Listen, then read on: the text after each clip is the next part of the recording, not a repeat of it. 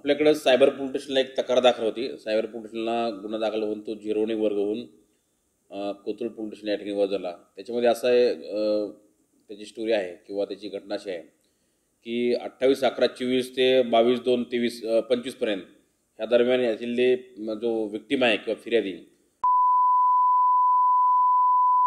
30 वर्षाचा युवक आहे, नोकरीला आहे खाजगी कंपनीमध्ये, ज्याला चांगला नोकरी पण पगार पण आहे.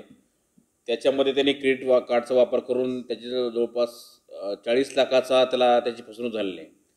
ती फसवणूक अशी झालेली आहे की याच्यामध्ये एक ॲपल को म्हणून एक गेमिंग ॲप आहे. त्या गेमिंग ॲपवरती डाउनलोड करून नंतर एव्हिएटर वर रजिस्ट्रेशन करून त्या ठिकाणी त्यांनी वेळोवेळी त्याला आमिष दाखवलं. काही वेळेस त्यांनी पैसे इन्व्हेस्ट केल्यानंतर क्रेडिट कार्डने त्याला काही रिटर्न पण मिळाले ते पैसे. तो याच्यात फसत गेला फसत जाऊन जवळपास एक 40 लाखाला त्याची फसवणूक झालेली आहे. याच्यामध्ये जवळपास 350 UPI ॲड्रेस जे आहेत त्याच्यावरती हे सगळं ट्रान्झॅक्शन झाले आणि त्यांनी त्याच्यावर पैसे पाठवलेले आहेत. यातले काही UPI ॲड्रेस आहेत ते रिपीटेड पण झालेले आहेत, परंतु वेगवेगळ्या UPI ॲड्रेसवर त्या ॲव्हिएटर गेमवरून यांनी त्याला बळी पडून पैसे पाठवले आहेत. जवळपास 40 लाखाचा त्याला याच्यामध्ये लॉस झालेला आहे. याच्यामध्ये पोलिसांनी दखल घेऊन तात्काळ ते काही ॲप्स किंवा काही बँक अकाउंट फ्रीज केले. त्याच्यावर जवळपास 11 लाख जे आहेत ते फ्रीज आहेत सध्या विक्टीमचे. ते नंतर त्याला मिळतील कोर्ट प्रोसिजरनंतर, परंतु याच्यामध्ये बाकीची अमाऊंट सायपन झालेले आणि ते विड्रॉ पण झालेले वेगवेगळ्या UPI ॲड्रेसवरून. तर अशा प्रकारे हा गेमिंग ॲपमध्ये हा व्यक्ती जो आहे तरुण बळी पडलेला. त्याचे वडील MITमध्ये प्राध्यापक पण आहेत.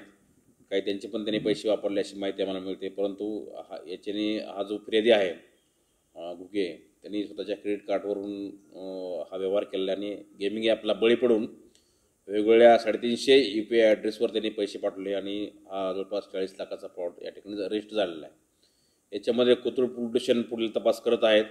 आता आपण याच्यामध्ये बँकिंगला आपण माहिती मागवलेली आहे. काही याच्यामध्ये कोणाकोणाच्या नावाने ते जे UPI ॲड्रेस आहेत ते रजिस्टर्ड आहेत. ही सर्व माहिती मिळाल्यानंतर पुढचा तपास याच्यामध्ये पुढे जाईल. त्याच्यामध्ये त्याला काही सुरुवातीला आमिष दाखवला, त्याला पैसे पण मिळाले, परंतु ओव्हरऑल याच्यामध्ये हे पूर्ण फ्रॉड होता.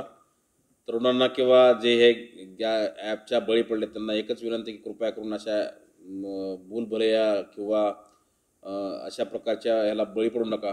हे पूर्ण तुमची फसवणूक करण्यासाठीच हे लोक त्या ठिकाणी बसले ते बिहाइंड दॅट गेम. आणि वेगवेगळ्या प्रकारच्या विविध UPI ॲड्रेसवर तर बिलकुल पाठवू नका. प्रथमतः खात्री करा ते कुणाचं आहे UPI ॲड्रेस किंवा खरंच आहे का, त्यानंतर पुढच्या तुम्ही हे करा. परंतु ओव्हरऑल ह्या असे गेम खेळणे किंवा एव्हिएटर गेम खेळणे किंवा ॲपल गेमिंग ॲपवर ते पैसे उधळणे तुम्हाला खूप महागात पडू शकतो किंवा याच्यामध्ये खूप मोठा लॉस होऊ शकतो. पोलीस ह्याच्यामध्ये तपास करत आहेत, परंतु सुरुवातीला जो लॉस होतो त्यानंतर परत रिकवर करणं, नंतर ते फ्रीज करणं या गोष्टी खूप कठीण नंतर जातात. आणि आरोपी या ठिकाणी न बसता वेगवेगळ्या ठिकाणी भारतात जगात बसून तुमच्याकडचे पैसे सायफन करतात आणि खूप चांगली शिकलेली लोक याला बळी पडतात. हे दुर्दैव आहे.